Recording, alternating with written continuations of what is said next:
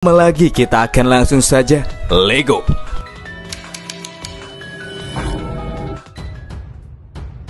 Setelah regu militer yang berasal dari Kingxi mengejar Xiaosu masuk ke dalam hutan, mereka pun harus dihadapkan dengan sebuah klon bayangan berkekuatan super yang sangat mirip dengan Xiaosu. Namun bayangan tersebut mengaku-ngaku sebagai Su Xianchu. Hal ini membuat Schumann harus kembali menyampaikan kepada King Zhen bahwa target yang kini ia kejar bukanlah Xiaosu, melainkan Su Xianchu. Hal ini juga telah Schumann konfirmasi secara langsung karena berdasarkan informasi yang sebelumnya diperoleh dari Liu Bu, hanya Su Xianchu sajalah yang memiliki kemampuan super untuk dapat menciptakan sebuah klon bayangan yang sanggup untuk menahan peluru senapan maupun serangan belati.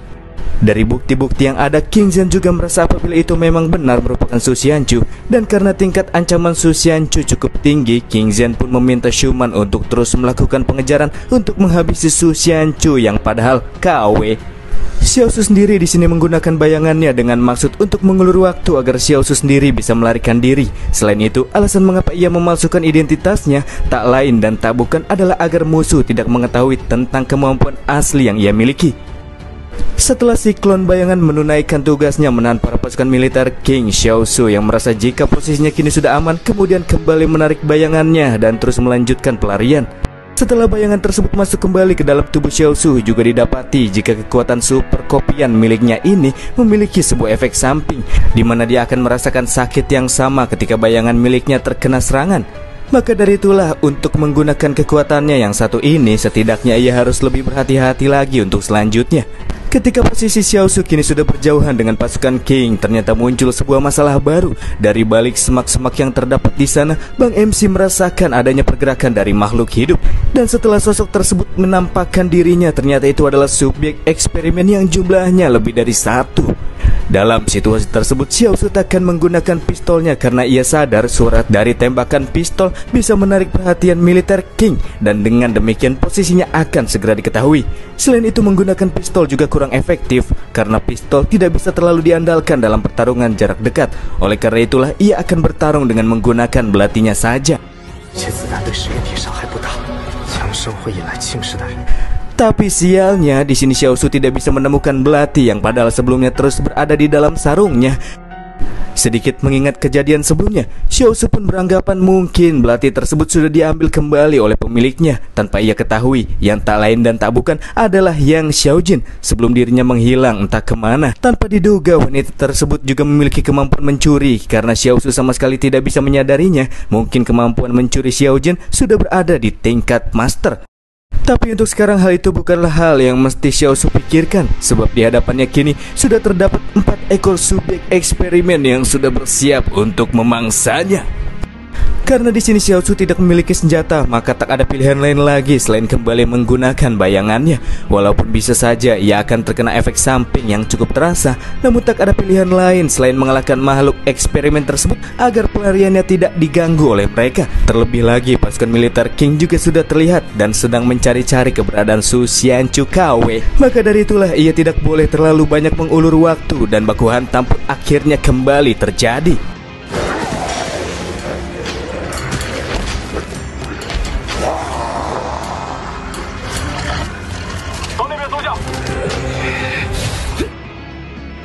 Xiaosu menurunkan bayangannya untuk menghadapi 3 subjek eksperimen sekaligus, sedangkan ia sendiri mengurus salah satu dari mereka.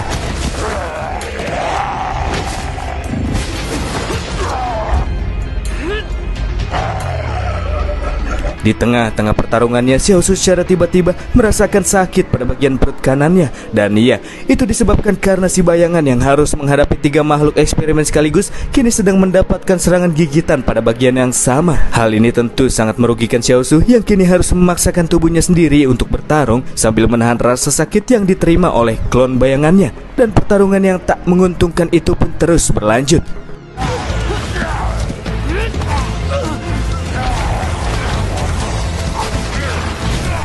Seperti yang sudah kita perkirakan, klon bayangan Xiaosu sama sekali tidak mampu memberikan perlawanan yang berarti kepada makhluk-makhluk eksperimen yang memiliki kulit yang sangat tebal.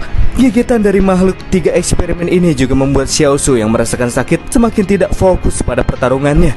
Dan itu mempermudah lawannya untuk menghajar Xiaosu secara habis-habisan.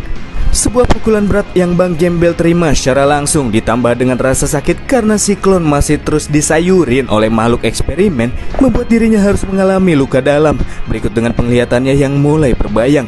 Dalam situasi tersebut, Xiaosu lagi-lagi harus menerima sebuah serangan telak ketika sang makhluk eksperimen yang ia hadapi kembali bergerak dengan cepat menuju ke arahnya, menggigit lengan sambil terus mendorong tubuh Xiaosu ke arah belakang.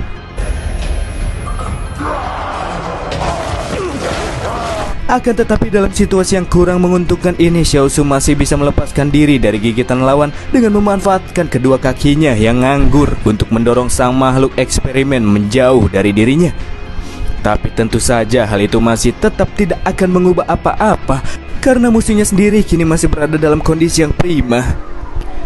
Sambil menahan rasa sakit dengan tubuhnya yang tertatih, Xiaosu memaksakan diri untuk kembali bangkit, dan di sini ia juga meminta kepada sistem istana untuk memberikan sebuah senjata yang bisa ia gunakan. Akan tetapi sistem sama sekali tidak menanggapi keinginan Xiaosu yang satu ini meskipun ia sudah beberapa kali melakukan permintaan.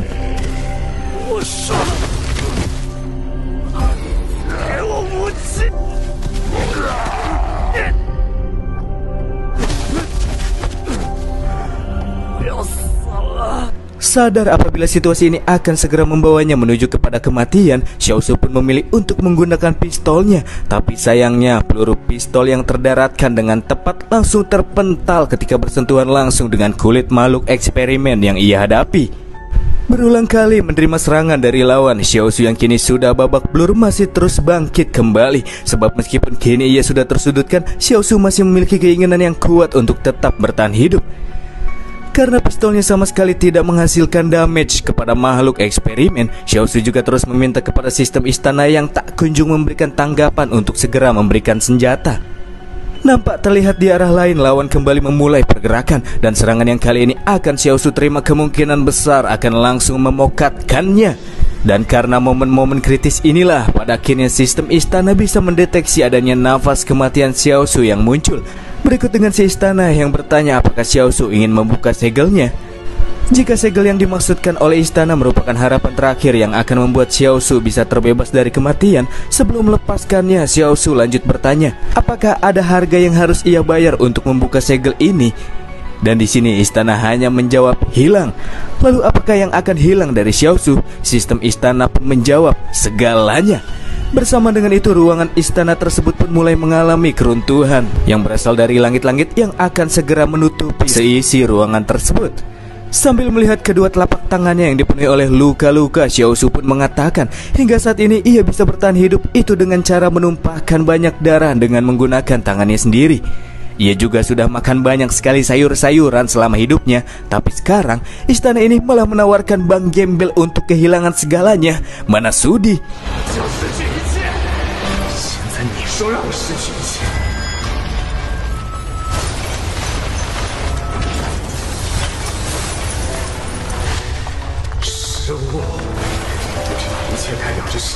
Selain itu, bagi Xiaosu kehilangan segalanya itu bukanlah sesuatu yang simple. Karena kehilangan segalanya artinya ia juga akan segera kehilangan emas, uang yang ia kumpulkan, dan bahkan ia juga harus merelakan adik, onesan, serta kerabat dekat yang selama ini telah mendukung Xiaosu. Serta pakaian yang kali ini sedang ia kenakan juga akan menghilang. Sambil ngata-ngatain istana ini bodoh, Xiaosu juga berteriak, emangnya apa yang mau istana ini inginkan dengan pakaiannya? Masih aja ngurusin pakaian ya, Gembel yang satu ini emang beda.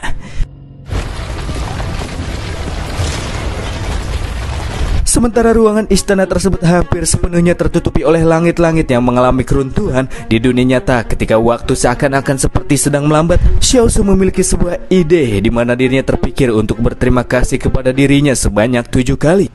Ucapan terima kasih pertama ia tujukan kepada dirinya sendiri secara pribadi karena tidak lemah ketika melihat sebuah celah. Kedua, ia berterima kasih karena tidak takut ketika menghadapi bahaya. Ketiga, ia berterima kasih kepada dirinya sendiri karena tidak pernah berkompromi ketika menemui kesulitan.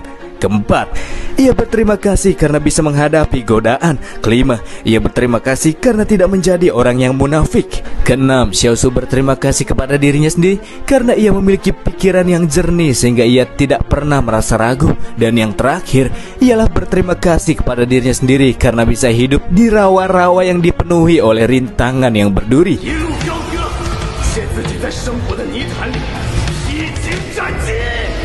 Dan boom, keycaps dari mesin tik di dalam istana pun satu persatu memancarkan kekuatan kemerahan yang menembus ke atas langit, menjadikan sebuah pertanda bahwa Xiaosu kini telah menunaikan tugasnya dalam misi sampingan 100 ucapan terima kasih.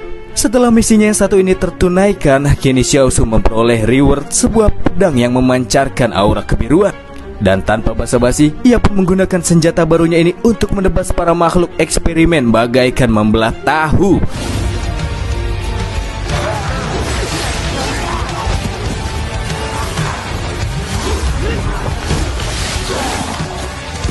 Ia menghadapi makhluk eksperimen bersama dengan klonnya yang juga memegang senjata yang serupa. Dan pada akhirnya Xiaosu pun bisa dengan mudah membabat 4 makhluk eksperimen tersebut.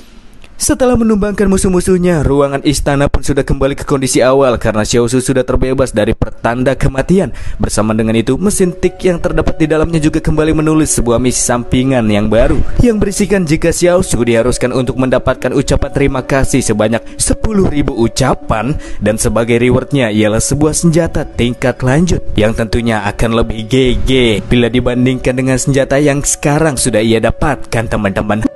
Beberapa saat setelahnya, Schumann bersama dengan timnya kini sudah berada di tempat yang sebelumnya menjadi lokasi pertarungan Xiaosu. Dan yang bisa mereka temukan di tempat tersebut hanyalah 4 mayat makhluk eksperimen. Dan salah satu dari makhluk tersebut, potongan lengannya tidak bisa ditemukan. Sedangkan dari jejak-jejak sisa pertarungan, Schumann hanya bisa menemukan 1 buah jejak alas kaki milik seseorang. Jadi bisa disimpulkan apabila orang yang telah membunuh 4 makhluk tersebut ialah Su Xianchu KW sendirian. Dari temuan ini, Schumann menyarankan kepada bosnya untuk kembali melakukan evaluasi ulang kepada Su Xianchu yang bisa mengalahkan 4 makhluk eksperimen seorang diri. Walaupun Schumann tidak mengetahui senjata apakah yang digunakan oleh Su Xianchu, tapi potongan yang terlihat pada mayat subjek eksperimen itu sangat presisi. Padahal belati terkuat dan tertajam yang mereka miliki saja tidak mampu memberikan goresan pada kulit subjek eksperimen tersebut. Tapi di sini Su Xianchu bisa memotongnya sampai ke bagian tulang-tulangnya. Selain itu, dari bercak darah yang tertinggal di area bekas pertarungan, Schumann mendapati jika Su Xianchu KW ini pasti sedang mengalami luka-luka. Setelah mendengar laporan Schumann, King Zhen pun merasa takjub dengan kekuatan Su Xianchu. Dan karena kekuatannya ternyata sama sekali tidak bisa diremehkan, King Zhen pun melakukan penyesuaian level ancaman pria tersebut naik menjadi level B. King Zhen juga meminta Schumann untuk mengambil sampel darah Su Xianchu sebagai catatan. Hingga saat ini dari ketiga orang target buruan, King Zhen sudah berhasil menemukan Su Xianchu dan juga Nona yang Xiaojin. Bahkan Luo Xinyu, si Nona penyanyi tanpa diduga, merupakan salah satu member organisasi Tax. Jadi kini hanya tersisa Ren Xiaosu saja yang masih belum bisa ia temui. Schumann yang juga tidak pernah melihat Ren Xiaosu beranggapan mungkin Xiaosu tidak pernah memasuki kota mati ini. Hal ini sangat disayangkan oleh King Zhen, padahal ia bermaksud memanfaatkan Ren Xiaosu untuk menghadapi Pak Mr. Zhang. Mengingat keduanya merupakan kerabat dekat, pasti Xiaosu ini sangat berguna. Dia tidak tahu kalau Su Xianchu adalah Ren Xiaosu yang memasukkan identitasnya. Dan sebentar kita akan diperlihatkan dengan Su Xianchu yang sedang digendong oleh bayangannya yang terus berlari di area sekitar hutan Jingsan. Di sisi lain, Schumann yang kini merasa apabila Su Xianchu bukanlah orang yang bisa mereka tangani dengan pasukan yang ia bawa sekarang, selanjutnya memilih untuk bersiap-siap kembali. Apalagi masuk lebih jauh ke dalam hutan akan cukup berbahaya mengingat para subjek eksperimen biasanya aktif pada malam hari. Dan di saat itulah, dari arah kejauhan di dalam hutan yang gelap, para pasukan militer mulai merasakan adanya pergerakan dari sosok makhluk yang mulai mendekat ke arah mereka. Dan ternyata itu adalah Ren Xiaosu, teman-teman, yang memanfaatkan bayangannya sebagai tunggangan seperti yang dilakukan oleh Su Xianchu asli sebelumnya. Xiaosu di sini juga meminta para militer King untuk tidak menembaknya terlebih dahulu karena mereka semua harus fokus dengan apa yang kini berada di belakang Bang Gembel. Dan ternyata tanpa diduga-duga, di sini Xiaosu membawa rombongan satu kampung makhluk subjek eksperimen yang sengaja digiring ke arah para pasukan King oleh Ren Xiaosu.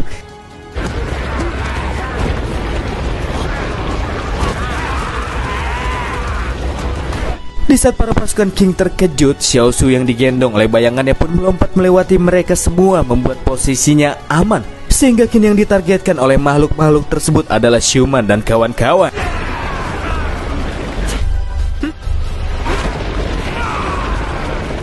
Schumann kembali menghubungi para pasukan yang berada di kota mati untuk membentuk garis pertahanan demi mencegah para makhluk eksperimen 1RT tidak memasuki kawasan kota. Sementara dia dan timnya akan menahan makhluk-makhluk tersebut sebisa mungkin dan memberikan waktu kepada para pasukan di kota yang akan membangun garis pertahanan. Dan pada akhirnya baku tembak besar pun kini tidak bisa terhindarkan.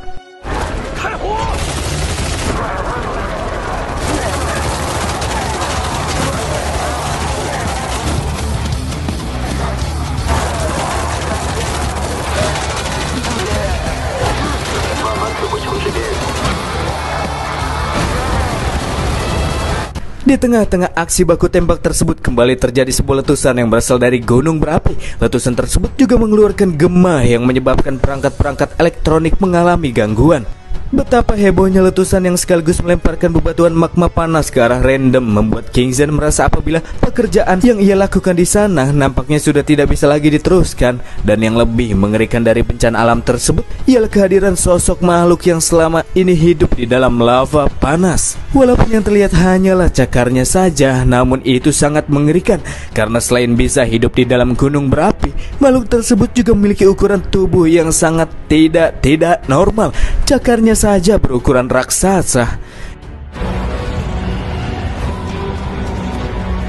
King Zen tidak menyangka jika makhluk semacam itu ternyata benar-benar ada di dunia.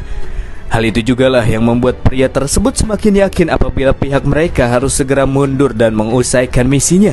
King Zen merasa apabila misinya kali ini telah gagal. Di samping itu, ia juga menyuruh bawahannya untuk menghubungi bos Luo dan memintanya untuk segera pergi dari benteng 113. Karena jika makhluk raksasa tersebut dan juga para makhluk eksperimen keluar dan pergi ke arah selatan yang merupakan jalan menuju benteng 113, maka jelas benteng tersebut bukanlah tempat yang aman.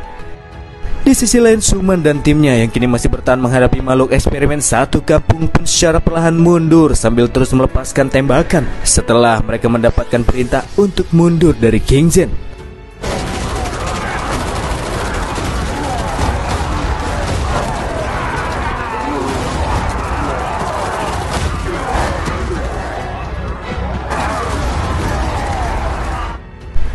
Dan itu episode The First Order kali ini teman-teman. Dan kemungkinan episode minggu depan bakal jadi episode final Donghua ini di season satunya. Apakah kita harus tambah cerita lagi teman-teman? Nanti saya cari deh kalau ada yang oke. Dan terima kasih buat kalian yang sudah nonton sampai akhir. Dan akhir kata dari saya,